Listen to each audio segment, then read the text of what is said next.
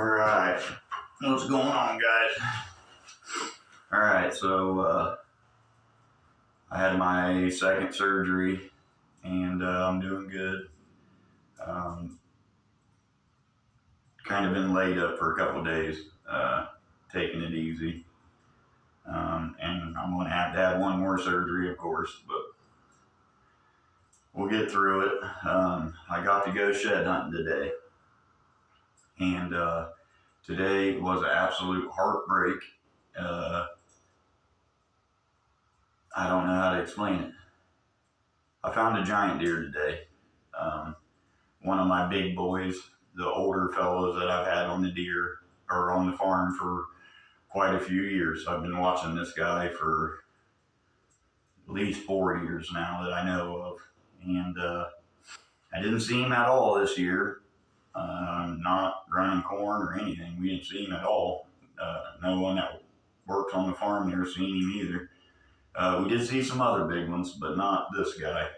And I was starting to wonder what was going on. And we don't deer hunt this property.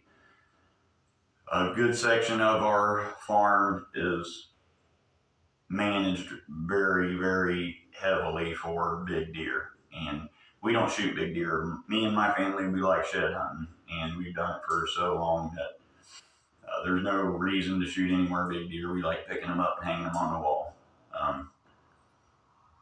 This dude has eluded me, and his shed antlers has eluded me for 2 years now. I have not picked up any sheds off this guy since he was like 2 years old, 3 years old. But I found him today dead, and I'm sick because he is an absolute giant. He's one of the probably big three that were running on that part of the farm that I knew were there, but like I said, they're hard to keep track of, even with cameras and stuff.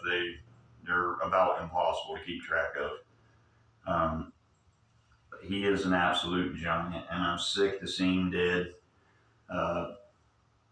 It's painful, but I've done this for so many years, man. This is literally like the third one that I've ever come across this size, and I'm probably in the over 1,000 by now, I'm sure, in sheds and antlers that I've picked up over the years. But this one's on one of them top shelves.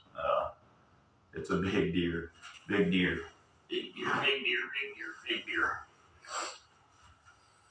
Here he is, guys. Like I said, it's an absolute shame.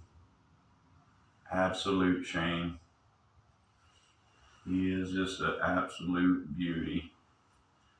I had a buddy of mine come over and tape him off for me, and it was low 170s. I really believe when I found this deer, there was a lot of broken ribs, and I noticed the pelvis was broke, so I think he got hit by a car. I honestly do. He still had plenty of life left in his teeth and stuff. It tells me that he wasn't really old enough to be dying from anything like that. But as many broken ribs was on the one side, and the one hip bone was broke, and the leg bone was broke, I really think he got hit by a car. I do. It's a shame. Absolute shame, man. It takes so much work to get deer like this. So much work. You just gotta leave them alone. That's the ticket. I've picked up more giant sheds in the last 10 years, and it's just because we quit hunting bucks and started eating doe, and it's really helped the buck population. It's weeded a lot of the smaller bucks out naturally without having to hunt them and stuff. But you can see this guy don't have any broken tines on him or anything. There wasn't anybody willing to fight with this guy, you know. And these guys stay by themselves. They don't bachelor up. The big boys like this, they don't tend to bachelor up like some of the smaller bucks do, the younger bucks.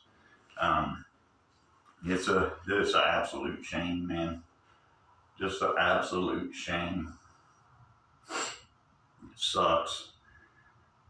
But I'd say that he at least made it through rut, because I can see the lines on the skull where he was getting close to shed season, but he wasn't there yet.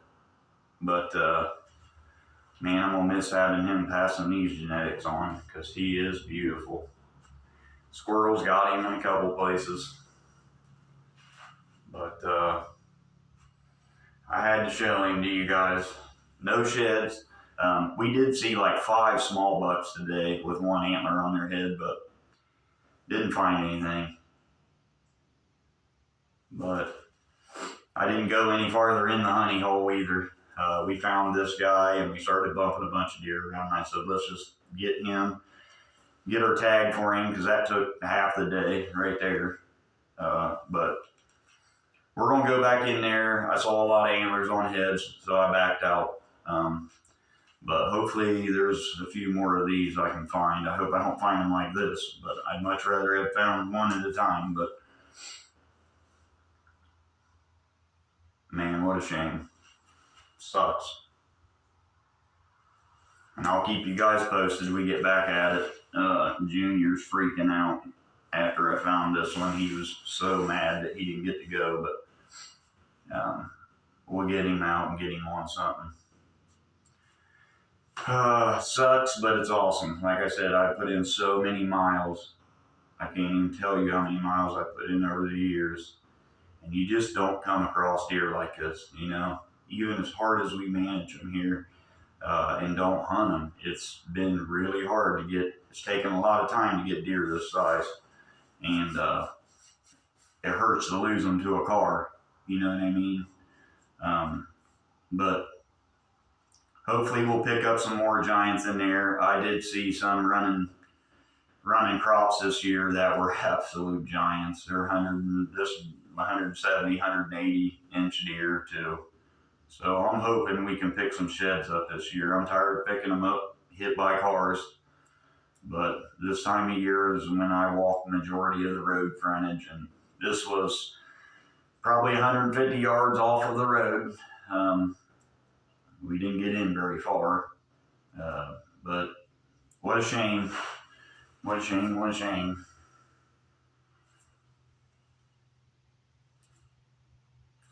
Absolute stud. Good luck, guys, and I'll touch base with you when we get back out. I got to get to work, so it's going to be a week or so before I get back at it. But when we do, and I feel like there's more antlers on off their heads, I'll make another video. All right, guys.